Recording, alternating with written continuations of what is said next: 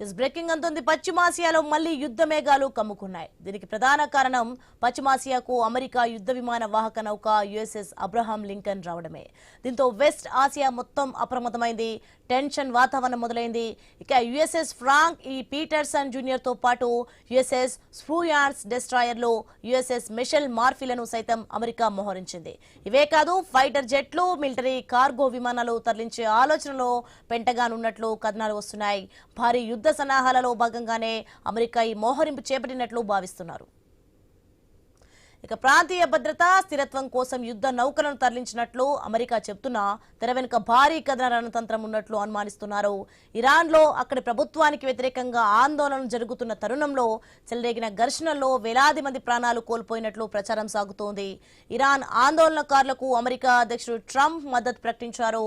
ఆందోళనకారులకు వ్యతిరేకంగా ఇరాన్ ప్రభుత్వం ఏదైనా చర్యలు తీసుకుంటే చూస్తూ ఊరుకునేది లేదని హెచ్చరించారు. ఈ క్రమంలోనే భారీగా తమ సైన్యాన్ని ఇరాన్ దిశగా అమెరికా పంపినట్లు సందేహిస్తున్నారు.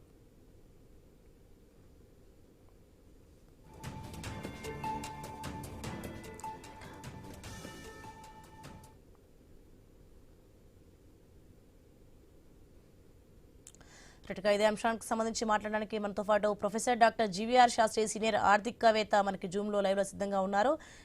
నమస్తే అండి.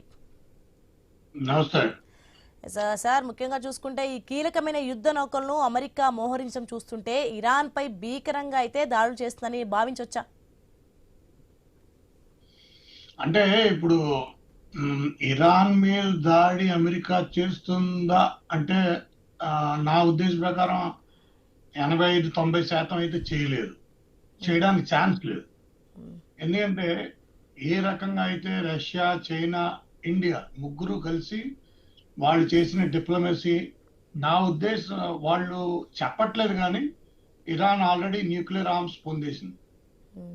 ఆ న్యూక్లియర్ ఆర్మ్స్ పొందిన మూలాన ఇంకోటి ఏంటంటే స్ట్రాటజిక్ గా అమెరికాకి నాటో సపోర్ట్ లేదు. నాటో సపోర్ట్ లేకుండా వెస్టర్న్ ఈ పశ్చిమాసియా దేశాలన్నీ కూడా ఇరాన్తో యుద్ధంలో అమెరికాకి సపోర్ట్ చేస్తారు అనేది మీమాంస. అక్కడ ఎందుకంటే తెలివైన వాళ్ళు ఏం చేస్తారంటే ఏదో బలం ఉందని అన్ని చోట్ల అన్ని టైంలో బలం పనిచేయదు. బలం కాదు, ఇక్కడ కావాల్సిన బుద్ధి బలం. బుద్ధి బలం ఏంటంటే యుద్ధం చేయకుండా యుద్ధం కలవాలి. యుద్ధం చేయకుండా యుద్ధం కలిగే పరిస్థితి ఇక్కడ లేదు. ఇరాన్తో అటువంటి వ్యవధానం ఉండదు. సో వాళ్ళు అనుకున్నది సాధించేశారు. ఎందుకంటే మనకు వచ్చిన రిపోర్ట్స్ ప్రకారం 90 నుంచి 95 సార్లు అక్కడ భూమి కంపించింది. అది కూడా ఎక్కడంటే వీళ్ళకి ఎక్కడైతే న్యూక్లియర్ ఫెసిలిటీస్ ఉన్నాయో అక్కడే కంపించింది. ఈవెన్ రిక్టర్ స్కేల్ మీద 4 కూడా దర్శైంది. దీన్ని బట్టి అది చాలా స్పష్టం. వాళ్ళు న్యూక్లియర్ టెస్టులు చేశారు. జనవరి 14, 15, 16లో చేశారు. అది అయిపోయింది. అంచేత వాళ్ళు న్యూక్లియర్ ఆర్మ్స్ పొందారు. సో ఈ టైంలో అది వితౌట్ ఎనీ ప్రాపర్, అందుకనే వాళ్ళు బ్యాక్ ఫుట్ వేశారు. అసలు యాక్చువల్గా అమెరికా జనవరి ఫస్ట్ వీక్, సెకండ్ వీక్ లోనే కొట్టేయాలి. వాళ్ళకి అనుమానం ఉంది. వాళ్ళు ఏంటంటే ప్రెషర్ పెట్టడం కోసం అలా చేస్తున్నారు తప్పించి ఇంత ఈజీ కాదు ఇరాన్ కొట్టడం. ఇరాన్ ఒక దేశంతోనే ముడిపడలేదు. ఇరాన్ ఒక్క దేశంతో ముడిపడలేదు. ఇరాన్ కొట్టడం ఇరాన్ ఒక్క దేశంతోనే కాదు, అది ఎన్నో దేశాలతో ఉంది, ఇంక్లూడింగ్ మనం కూడా ఉంటాం. ఎందుకంటే భారతదేశం కూడా ఇరాన్ కి దగ్గరలో ఉంది. మనకు కూడా మన స్ట్రాటజిక్ అసెట్ ఉంది, అక్కడ చాబర్ పోర్ట్ ఉంది. సో అంచేత అంత ఈజీగా అయితే ఇరాన్ కొట్టేస్తుందని నేను అనుకోను. ఇరాన్ కొట్టడం అంటే దానికి సౌదీ అరేబియా ఒప్పుకుంటుందా? ఎందుకంటే దీనికి మేజర్ గా లాస్ అయ్యేది సౌదీ అరేబియా. ఎందుకంటే వాళ్ళకే ఆయిల్ రిజర్వ్స్ ఎక్కువ. వాళ్ళు ఏం చేస్తున్నారంటే ఆయిల్ ప్రైస్ మీద ఒపెక్ కంట్రీస్ ఏ రకంగా రియాక్ట్ అవుతాయి, ఇంకొక ఈ వారు ఇరాన్ మీద వారు యాక్సెప్ట్ చేయడం అంటే ఆయిల్ ప్రైసెస్ మీద వార్ కింద లెక్కది. సో అది దానివల్ల ఆయిల్ ప్రైసెస్ డౌన్ అయ్యి క్రూడ్ ఆయిల్ తీయలేక చాలా ఇబ్బందులు కుదురవుతాయి. అది మనకు గల్ఫ్ వార్ అయినప్పుడు మనం చాలా ఇబ్బందులకు గురయ్యాం. సో మనకు కూడా యాక్సెప్టబుల్ కాదు. ఇరాన్ని చాలా క్లారిటీగా చెప్పాలంటే మోడీ గారు కూడా చాలా క్లియర్ గా చెప్పేస్తాడు, మాకు అవసరం లేదు, ఇది యాక్సెప్టబుల్ కాదని చెప్పేస్తాడు అందులో. So China, India, Russia diplomacy చాలా పవర్ఫుల్ డిప్లొమసీ బ్యాక్ ఎండ్ లో వెళ్తోంది. అది మాకు కూడా తెలుసు. సో చాలా వింత విధానాలు అయితే ఉన్నాయి. దానికోసమే ట్రంప్ ఈ విషయంలో ఎక్కడ ఈ తర్జన భర్జన అవడం, అమెరికన్ డిఫెన్స్ లో కూడా వాళ్ళలో స్ప్లిట్ వచ్చేయడం, వాళ్ళలో కూడా క్లారిటీ లేకపోవడం, ఏం చేయాలి ఎలా చేయాలి అనేది. ఒకవేళ పాకిస్తాన్ నుంచి నేను అనుకునేది ఏంటంటే, పాకిస్తాన్ నుంచి వాళ్ళు ఏమైనా యుద్ధం పాకిస్తాన్ ప్రోత్సహించి యుద్ధం చేయిస్తారేమో అని నేను ఆలోచిస్తున్నాను. ఎందుకంటే అది ఒక్కటే వాళ్ళకి మార్గం, ఆ మార్గంలో చేస్తారేమో అనుకున్నాను. అది పాకిస్తాన్ చేస్తుందా అనేది నాకు డౌట్. పాకిస్తాన్ చేయలేదు. ఒకవేళ పాకిస్తాన్ చేస్తే పాకిస్తాన్ దేశం సర్వనాశనం అయిపోతుంది. ఎందుకంటే ఒక ముస్లిం కంట్రీ ఇంకో ముస్లిం కంట్రీ మీద అటాక్ చేయడం. జీవీఆర్ గారు, మరి మొత్తంగా అయితే చర్చలు అంటూనే ఇలా యుద్ధ నౌకలను అయితే మోహరించడాన్ని ఎలా చూడాలంటారు మనం? ఇది ఒక ప్రెషర్ టాక్టిక్స్ అమ్మా. చాలా ప్రెషర్ ఏంటంటే భయంకరమైన ప్రెషర్ పెట్టడం కోసం, అంతకుమించి ఏం కాదు. ప్రెషర్ పెడుతున్నారు వాళ్ళు, చాలా విపరీతమైన ప్రెషర్ పెట్టి ఇరాన్ని లొంగ తీసుకోవాలి, ఇరాన్ని ఇచ్చేయాలనే ఉద్దేశంలో ఉన్నారు. అయతుల్లా ఖమేనీని వాళ్ళు ఏదో రకంగా అందులోంచి తప్పించి వాళ్ళకి సంబంధించిన మనిషిని ప్రెసిడెంట్ గా అది ట్రాన్సిషన్ ఆఫ్ పవర్ చేయాలి అనే ఒక దుర్బుద్ధితో చేస్తున్నారు. అది జరుగుతుంది అని నేను అనుకోను. ఎందుకంటే ఆ టైం దాటిపోయింది. వీళ్ళు చేస్తే జనవరి 1, 2 చేసేయాలి, అది చేయలేదు. సో ఆ టైం దాటిపోయిన ఇరాన్ దగ్గర న్యూక్లియర్ ఆర్మ్స్ ఉంటే మాత్రం అమెరికాకి వాళ్ళకి లేనేగా దేనే పడగా అంటారు. అంటే వాళ్ళు ఏదో చేద్దాం అనుకుని ఏదో జరుగుతుందని బొల్ల పడ్డారని వాళ్ళు పడే పరిస్థితి వచ్చేస్తుంది. సో ఈ పరిస్థితిలో వాళ్ళు అటువంటి దుస్థితికి వెళ్తారని నేను అనుకోను. అమెరికన్ ఎందుకంటే అమెరికా ట్రంపే కాదు అక్కడ కావాల్సింది పెంటగాన్ ఈ రకంగా డెసిషన్ తీసుకుంటుందని డీప్ స్టేట్ అఫైర్స్ లో వాళ్ళు తీసుకుంటారని నేను అనుకోను. ఎందుకంటే వాళ్ళకి ఫైనాన్షియల్ గా, ఎందుకంటే అమెరికా అసలు విషయం ఏంటంటే అమెరికా యుద్ధం చేసే స్థితిలో లేదు. ఆర్థికంగా అమెరికా కష్టం. వాళ్ళు రాత్రి వెళ్ళి కొట్టేసి వచ్చేస్తారు తప్పించి వాళ్ళు పర్మనెంట్ గా అక్కడ బూట్లు పెట్టుకుని అక్కడ 2 నెలలు 3 నెలలు 1 ఏడాది 2 ఏళ్ళు రష్యాలో యుద్ధం చేయమంటే జరిగే పని కాదు, అది జరగదు.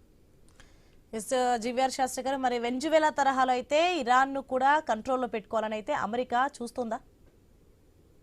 అంటే వాళ్ళు చూస్తారు, వాళ్ళు చూడడానికి చాలా చూస్తారు. వాళ్ళు ఇండియానే పెట్టుకుందామని చూశారు.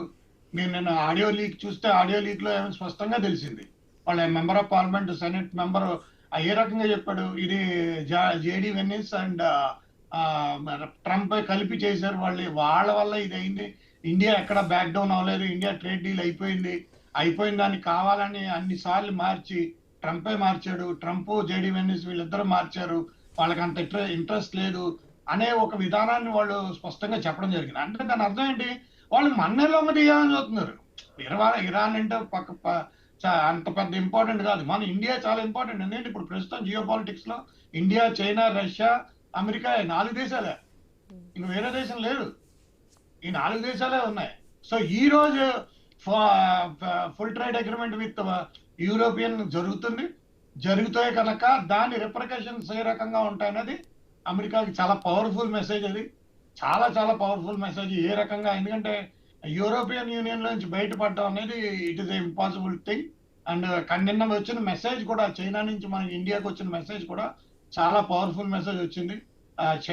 చైనీస్ ప్రెసిడెంట్ మనని కంగ్రాచులేట్ చేస్తూ good neighbours, good relations, strengthen relations ఇవన్నీ చెప్పడంతో, సో అంచేత India, China, Russia a stand తీసుకుంటే ఆ స్టాండ్ అమెరికా వయలేట్ చేస్తుందని నేను అనుకోను. వాళ్ళు అసలు ఎలా వయలేట్ చేయలేరు, ఎందుకంటే వాళ్ళ దగ్గర డబ్బులు.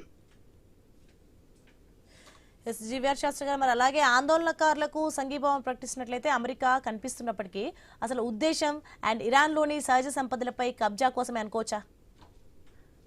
అమ్మ ఒకటి గుర్తుపెట్టుకో, ఆందోళనకారు దిక్కుమాలాడు అమెరికా వాడు ఎవరికి కాదు. అమెరికా ఎవరికి సపోర్ట్ చేయడు. ఎవరికి పక్కన ఉన్న కెనడాకి ఎన్నో ఏళ్ళు పాపం వాళ్ళు తమ్ముడు బ్రదర్స్ లో ఉన్న కెనడానే సర్వనాశనం. వాడు ఈ రోజు కెనడా కూడా మనతో చేయగలిపాలని చూస్తుంది. కెనడా ఆల్రెడీ మూసేసింది. కెనడా $60 బిలియన్ $60 బ్యారెల్ అమ్ముతోంది వాళ్ళకి రివర్స్ టెరిఫ్ వేసి. అసలు గొడవంతా నాంది ప్రస్తావన ఎక్కడ అనుకున్నా కెనడా నుంచి వచ్చింది వీళ్ళకి. ఏదైనా వీళ్ళకి థిక్ క్రూడ్ ఆయిల్ కావాలి. ఆ థిక్ క్రూడ్ ఆయిల్ కావాలంటే అది రష్యా నుంచి, కెనడా నుంచి తీసుకోవాలి. వెనిజులా వీళ్ళతో ఇది లేదు.